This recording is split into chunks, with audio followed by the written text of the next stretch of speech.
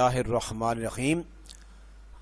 अजीज़ तलबा, आज हम पढ़ेंगे बाब नंबर 5, तहारत और जिस्मानी सफाई। तहारत और जिस्मानी सफाई ये दोनों अलग अलग चीज़ें हैं। तहारत कब होती है? जब जिस्म नापाक हो जाए तो एक ख़ास शरई तरीक़ा के साथ गुस्ल किया जाता है, उसको तहारत कहते हैं।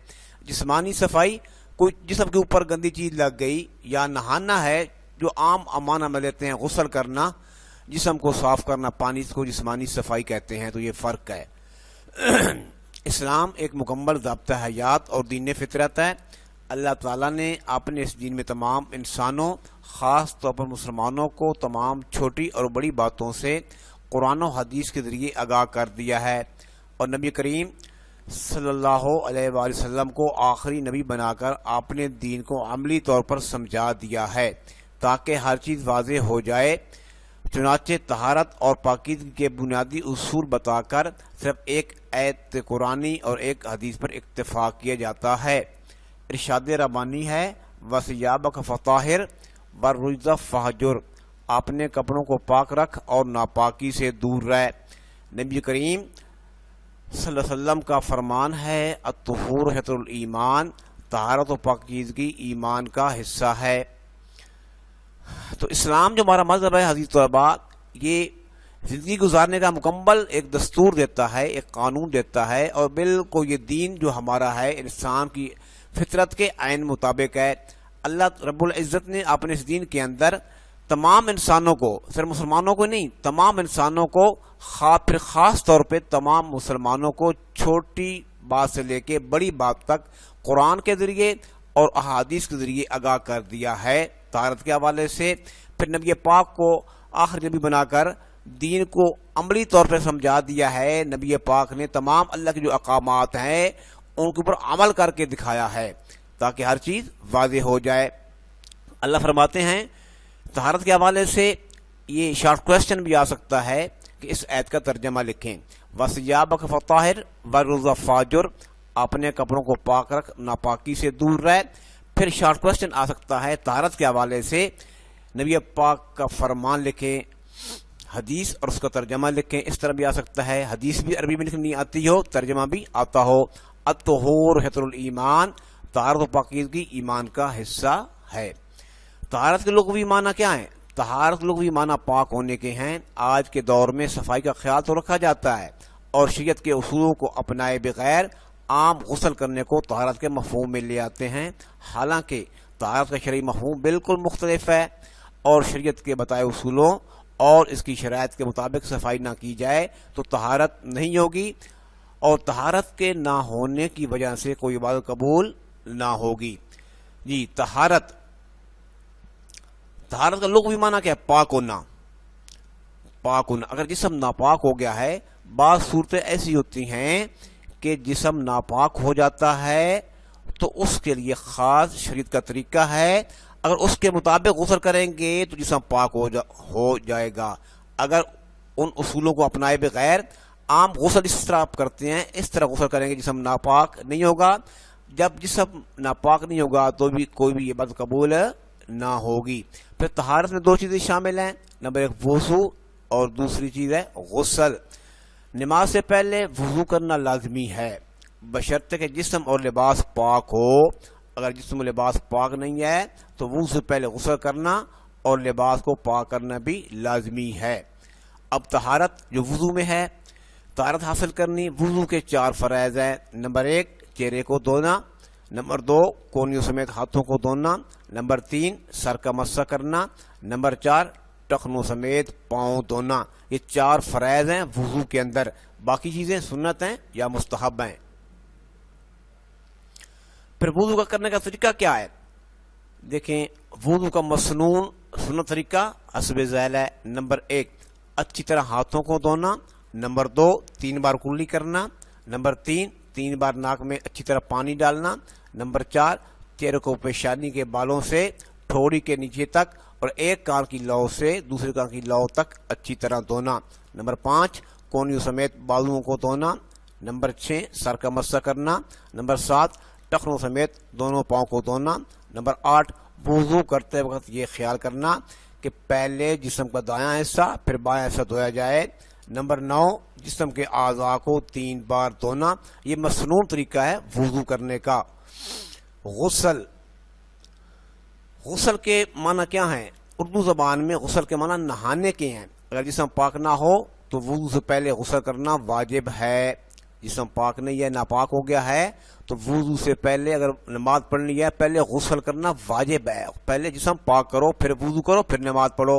علاوہ ازیں انسان کو صاف ستھرا رکھنے کے لیے نہانے کی ترغیب دی گئی ہے۔ چنانچہ نبی کریم صلی اللہ علیہ وسلم نے جمعہ کے دن غسل کرنے کو ہر مسلمان کے لیے مسنون قرار دیا ہے۔ اس طرح عیدین یعنی عید الفطر اور عید الاضحیٰ اور عمرہ و حج کے لیے احرام باندھنے سے پہلے نہانے کو بھی اپنی سنت میں شامل کیا ہے۔ ان تمام مواقع پر نہانا بہتر اور مسنون ہے۔ کچھ صورتیں ایسی ہیں جو کہ آپ اپنے اساتذہ سے پوچھ سکتے ہیں یا تعلیم الاسلام جیسی کتابوں میں پڑھ سکتے ہیں جن میں غسل واجب ہے۔ اگر ان حالتوں میں غسل نہ کیا گیا تو انسان ناپاک رہے گا اور اس کی عبادت قبول نہ ہوگی۔ تو اس پیراگراف کے اندر ایک شارٹ کوسچن بن سکتا ہے، کن مواقع پہ غسل کرنا سنت ہے؟ جواب: نمبر 1 جمعہ کے دن غسل کرنا، نمبر 2 دونوں عیدین پہ، عید الفطر عید الاضحیٰ پہ غسل کرنا سنت، اور عمرہ حج کے لیے احرام باندھنا ہے اس سے پہلے غسل کرنا سنت ہے۔ یہ شارٹ کوسچن یہ بن سکتا ہے۔ غسل کا طریقہ کیا ہے؟ اگر جسم ناپاک ہے تو نہانے سے پہلے یہ ضروری ہے کہ جسم کو جو حصہ گندا ہے اسے دھو لیا جائے اچھی طرح، یعنی استنجا کر لیا جائے، کہیں ناپاکی لگی ہے وہ دھو لی جائے۔ اس کے بعد اگر ہو سکے تو وضو سارا کر لینا یہ بہتر ہے، وگرنہ غسل کے پھر 3 فرائض ہیں، یہ پورے کرنے ضروری ہیں۔ نمبر 1 3 بار اس طرح کلی کرنا کہ پانی حلق تک پہنچ جائے 3 دفعہ، ویسے سنت ہے، 1 دفعہ فرض ہے۔ غرغرہ کریں، اگر دن کو نہانا پڑ گیا غسل واجب ہو گیا تو غرغرہ نہ کریں۔ پھر دوسرا فرض، ناک میں پانی 3 بار جہاں تک ممکن ہو آگے تک لے جائے۔ نمبر تیسرا فرض، جسم پر 3 بار پانی بہایا جائے اور جسم کو اچھی طرح مل کر صاف کر لیا جائے۔ یہ 3 فرائض ہیں، اچھی طرح ذہن نشید کر لیں، جسم ناپاک ہو جائے یہ 3 فرائض کر لیں، جسم اب آپ کا پاک ہو گیا، طہارت حاصل ہو گئی۔ پھر سنیں غسل کے 3 فرائض۔ نمبر 1 3 بار اس طرح کلی کرنا کہ پانی حلق تک پہنچے۔ دوسرا فرض غسل کا، ناک میں 3 بار جہاں تک ممکن ہو پانی آگے تک لے جائیں۔ نمبر 3 پھر پورے جسم پر 3 پر پانی بہایا جائے، جسم کو اچھی طرح مل کر صاف کر لیا جائے۔ بہرحال مرد عورت کے لیے ضروری ہے کہ اس طرح نہائے کہ جسم کوئی حصہ اور کوئی بال خشک نہ رہے۔ پانی اعتدال کے ساتھ استعمال کیا جائے، خواہ مخواہ پانی ضائع نہ کیا جائے۔ غسل خانے میں نہایا جائے، اور غسل خانہ میسر نہ ہو تو کپڑا پہن کر مرد کے لیے نہانے کی اجازت ہے۔ البتہ عورت کے لیے ضروری ہے کہ پردے میں نہائے۔ غسل کرتے وقت گنگنانے اور باتیں کرنے سے منع کیا گیا ہے۔ یہاں ایک شارٹ کوسچن بن سکتا ہے کہ غسل کرتے وقت کن باتوں کا خیال رکھنا چاہیے، یا پھر یعنی کہ غسل کے آداب بیان کریں۔ نمبر 1 پانی اعتدال کے ساتھ استعمال کیا جائے۔ نمبر 2 خواہ مخواہ پانی ضائع نہ کیا جائے۔ نمبر 3 غسل خانے میں نہایا جائے۔ چوتھا کیا ہے ادب، کہ غسل کرتے وقت گنگنانے اور باتیں نہیں کرنی چاہیے۔ یہ شارٹ کوسچن بورڈ میں آتا ہے کہ غسل کے آداب بیان کریں، یہ بیان کر دیے۔ شریعت نے جو طریقے مقرر کیے ہیں ان کا مقصد انسان کو نقصان یا تکلیف پہنچانا نہیں ہے، بلکہ تو اس کے فائدے کی باتیں ہیں۔ اب یہاں پہ یہ بھی سوال آ سکتا ہے کہ غسل کے فوائد بیان کریں یا نہانے کے فوائد بیان کریں، جس طرح سمجھ لیں۔ نمبر 1 ہر فقرہ 7 نمبر لگا دیں اور ہر نمبر نئی لائن پہ لکھیں۔ نمبر 1 ہر نماز سے پہلے وضو کرنے سے ذہنی اور جسمانی سکون ملتا ہے۔ نمبر 2 انسان صاف ستھرا رہتا ہے اور اس کی تھکاوٹ دور ہو جاتی ہے۔ نمبر 3 نہانے سے پورا جسم صاف ہو جاتا ہے اور اس طرح صفائی کے باعث بیماریوں سے کافی حد تک محفوظ رہتا ہے۔